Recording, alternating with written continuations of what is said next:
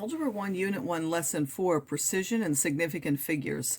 In this lesson, we want to look at the precision of a calculated measurement, identify how many significant figures a measurement has, and then use rules of significant figures to report a measurement that comes from adding, subtracting, multiplying, or dividing different measurements. So numbers are values without units, but usually we're working with quantities, which is a number plus a unit. Those units are important to know what that quantity stands for.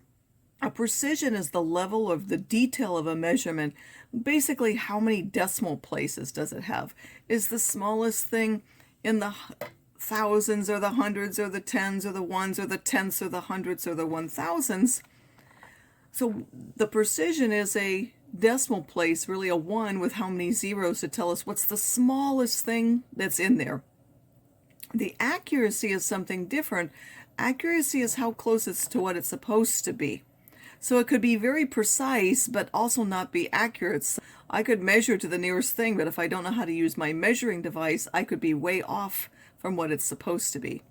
So the more precise one is the one with the smaller unit of measurement, meaning the one with more decimal places, and the more accurate measurement is the one which is the closest to the actual number. So if I have these two quantities, this one's measured to the nearest gram, this one's measured to the nearest tenth of a gram, the more precise one is the one with the smaller unit of measure, or the one with more decimal places.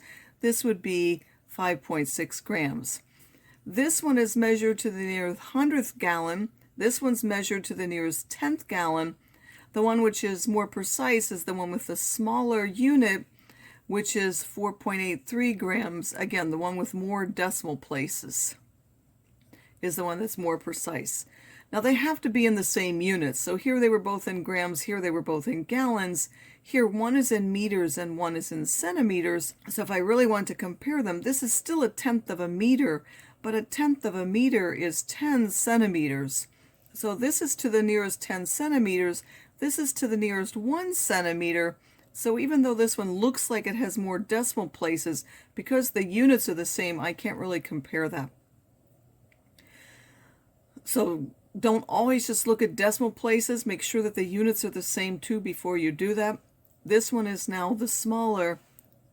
735 centimeters is the more precise one. Here again, we have this one in feet and inches, this one in just inches. The nearest here is 1 inch. The nearest thing here is a tenth of an inch. The tenth of an inch would be smaller. 4.3 inches will be more precise than 4 feet and 3 inches. Now a lab technician needs to test the 3 scales in the lab weekly to make sure that they are accurate. He uses a standard mass that is known to weigh exactly 8.000 grams. These are the results for the 3 scales. First of all, which one's more precise, which is what we've been talking about. This one's to the nearest hundredth of a gram. This one's to the nearest tenth of a gram. This one's to the nearest thousandths of a gram.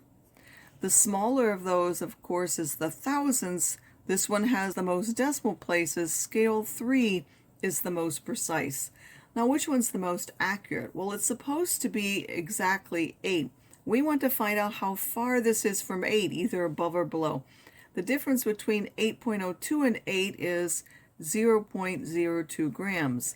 The difference between 8 and 7.9 is 0.1 gram, and the difference between 8.029 and 8 is 0.029 grams. The smallest of those is this one, so scale 1 is the one that's the most accurate. This number is closer to 8 than the other two. Now when you measure with a certain precision, the actual measurement can be off by half the unit. So if we say that something is 5.2, it was because it was closest to 5.2 on our measuring scale. That could have really been anywhere from 5.15 to less than 5.25, because otherwise we would have rounded it to the next one. So if we calculate a quantity from that, then it could be off by more than that. To know the actual possible calculated values from a certain one, find the smallest it could be and the largest it could be. So I'm really just going to explain this so that we understand why we need significant digits.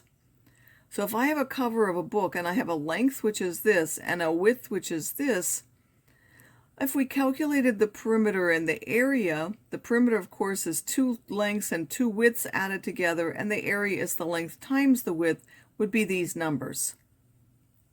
But because we actually read to the closest measurement, and we said it was 28.3, it could have been anywhere from 28.25 to less than 28.35.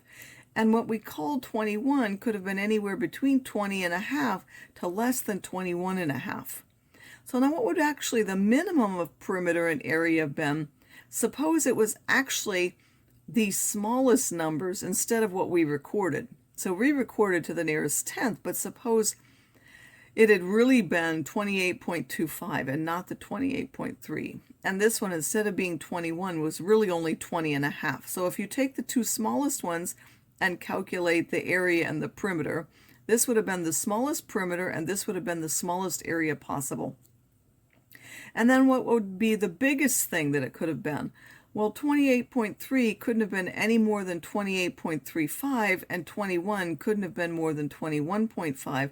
So if we use those biggest ones, which aren't even actually possible, it has to be strictly less than those, we would get these two values, meaning our perimeter was really somewhere between here, and the area was really somewhere between here. So how precise are the ones that we get? So when we actually calculate with the formula, we get these, but we know it could really be anywhere between here and anywhere in between here. So what we want to look is, how do we decide what we should record as the perimeter and the area? Since we know that this isn't exactly what it could be. So scientists have developed a way to report such calculations so that the digits have meaning. They're called significant digits, or in science sometimes sig figs. The digits in a measurement are the one that carry the meaning about their precision. So the rules are this. Anything that's non-zero is significant. That's why you wrote it down. Zero is at the end of a number to the right of a decimal point. Again, we wouldn't have written those unless they were important. And then the zeros between the non-zero numbers, they're also important. Ones that aren't significant are if we have a decimal point and a zero that comes before that decimal point is not important. Or if you have zeros at the end of a number that didn't have any decimal point, those are also not important. So how many significant figures does this one have? All of these zeros are significant. These two, because they're in between non-zero numbers, and this one at the end, we wouldn't have written it if it wasn't important. That's the idea about zeros, is this number and this are the same in terms of value, but this zero, by writing it, we're saying that we measured to the nearest thousandths of a centimeter, and that's why we wrote that zero. Here we have 10,000 feet. There's only one. These zeros are not considered significant unless we put a decimal point there to imply that we actually measured those things. So that's the difference between these two. And this one, without a decimal place, only then one non-zero one is important. And in this one, everything between here and that decimal point is important. If we had 10.00 again, what would be? All 5 of them are, again, y. These are to the left of the decimal place, and we wouldn't write those unless we had to show that we had measured to that.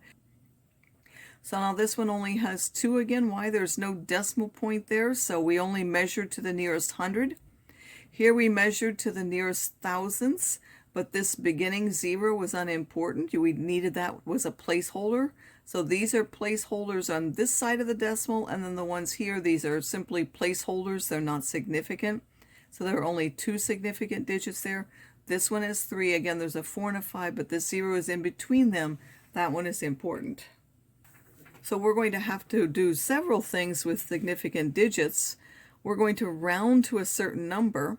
So if it has a digit that we have and it says round to 1 significant digit, well, what would 1 significant digit be? Significant digits always start from the right side and go left. We want to round to the nearest 1. What is 3.698 rounded to the nearest 1? Well, we look at this 6 and we decide, do we leave this a 3 or make it go up to a 4? This is more than 5, we make that go up to 4. So that would be that rounded to 1 significant digit. What if we rounded it to 2 significant digits? Now it would be 3.6 or 3.7, because this is more than 5, we would make that 3.7. For this one, we want 2 significant digits. Again, these aren't significant ever, so that would have to be these 2 significant digits. We want to say ours at 0.078 or 0.079. Again, this is more than a 5. We would now make that 0.079. That would now be to 2 significant digits. This one we want to 3 significant digits. We count 1, 2, 3, again, the non-zero. Do we want it 3.29 or one more than that, which would be 3.30? This is more than 9. This is more than 5, so we make that 3.30. 3 significant digits. These aren't significant. There's a 3 and 8, and there would be the 0. This one is less than 5, so we would make that 0.038, and we keep that 0 to show that it's significant. Now, what are the rules when we actually calculate? So we might not have just one measurement. If we have one measurement, we might be rounding it to something. Generally, we're just going to keep the number of significant digits that we get when we measure it. But then we might take those numbers that we got and either add them, subtract them, multiply, and divide. And the rules are, if you're adding or subtracting, you keep the number of decimal places for the one with the fewest number of decimal places, or the least precise. So if 1 is to the nearest 10th and 1 is to the nearest 100th, you only keep it to the nearest 10th. Multiplying and dividing, you count how many significant digits it has. So if 1 has 2 and 1 has 3, you're going to use 2 significant digits. So here we have our book cover again. We know that the perimeter is involving adding. We're really adding 28.3, 28.3, 21, and 21, and we got this number. So how should we round that number? Again, this is rule for adding. So this is measured to the nearest 10th.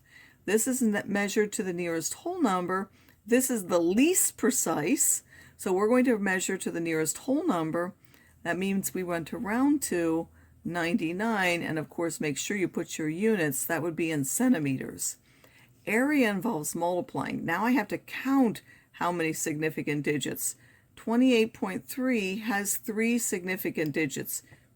21 has 2 significant digits. I want to use the smaller number. I want to round to 2. So like we had before, these are the 2. I look at this. This is less than 5, so I would leave that 59. Now does 594 round to 59? No. If I'm rounding it, because I need to keep placeholders, this is really 590, so make sure you put the 0 at the end if you need to. 594 cannot round to 59. 594 would round to 590. So now what would we do here? Again, I have shown the calculations. This is multiplying, so what do? We count. There are 3, there are 2. I want 2 significant figures. How would I round that to 2 significant figures? Again, I want those 2. I would round that. This one's less than 5. I keep this 1, 2. This is a placeholder. This is almost 120. This would be 120 that it would round to. This one's subtraction. For this one, I need the least precise. This one had to the nearest 10th. This was to the nearest 100. I'm only going to round to the nearest 100 and make that 400. So I'm only going to round to that place. This one is division. Again, I'm going to count significant digits. This one has 4 significant digits. This one has 4 significant digits. I'm going to round that to 4 significant digits. This one's a 5. I'm going to make that one go up to 1,451. Adding, I want the least precise. This one's to the nearest 10th. This is to the nearest thousands. I want to measure to the nearest 10th. This is less than a 5. I'm going to leave this one the way it is, 93.3.